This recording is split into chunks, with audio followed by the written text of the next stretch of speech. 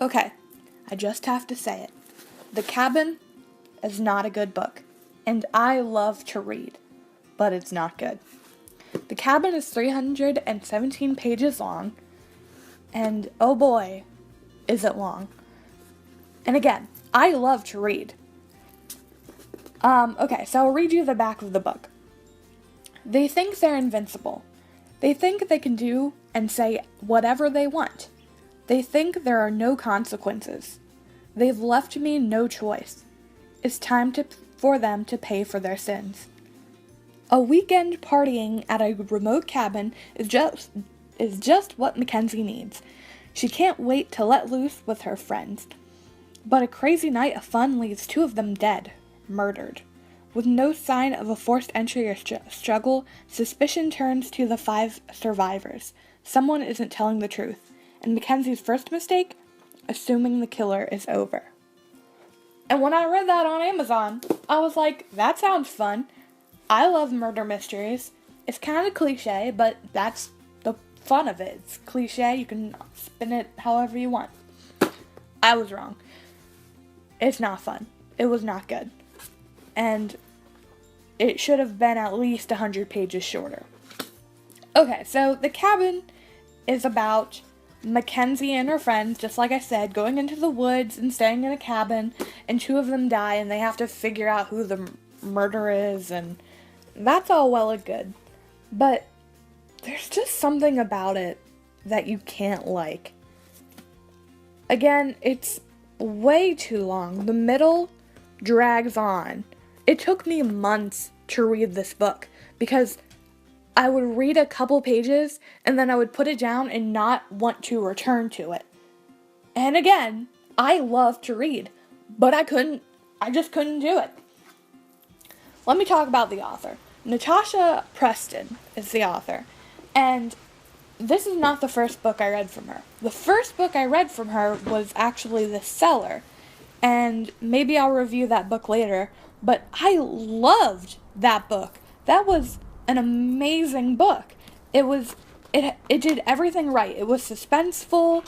It switched between characters when you didn't want it to because you wanted to keep reading from the other character. It was interesting. It was like psychologically terrifying. It was so good.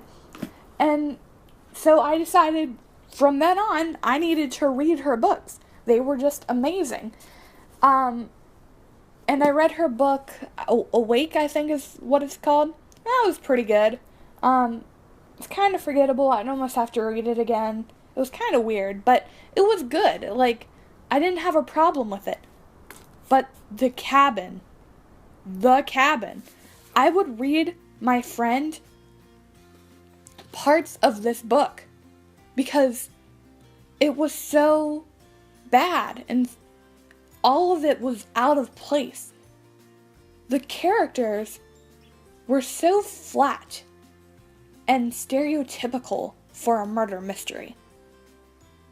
And you couldn't relate to anybody. I wanted to like Mackenzie, I wanted to like Blake, and this video won't have spoilers, by the way, but I wanted to like these people, but I couldn't. I even predicted who the murderer would be. And you shouldn't be able to do that. It had a twist ending. I'll give her that. But I didn't even like the twist ending. It almost seemed like she did a twist ending because she felt like she had to. It wasn't original or authentic feeling. And I really wanted to read this book, and I really wanted to like it because I liked Natasha's first book, The Cellar, and I wanted so much to like this. It had so much going for it, and I just hated it. I can't even get over how bad I think it is. It took me months to read this book. Months. So, here's the thing. If you like to read, if you don't like to read and you're just trying to find a book, don't read The Cabin. It will turn you off of reading. read The Cellar. And if Natasha Preston ever finds this video, I am sorry. I am so sorry. I don't want to not like your book. Again, loved The Cellar. I would recommend that to anyone. It was so suspenseful and dramatic and interesting and psychologically frightening, and it was so good. But The Cellar, or The Cabin, sorry, The Cabin, oh my goodness, it was bad. And oddly, there are really mixed reviews. I'll show you. It has 3.5 stars and 3.6 stars on Barnes & Noble. Like, a lot of people like this. But if you read through the reviews, there are really mixed reviews. Everyone either loves it or hates it. So, I guess I would say, read it and tell me what you think. Because, again, there are a lot of mixed reviews. And maybe I'm weird, but I love to read. I have a whole slew of books. But this one, I could just not get... I couldn't like any of it. The characters were bad. The plot was bad. The twist was bad. It wasn't realistic when it tried to be. It was too much and not enough at the same time.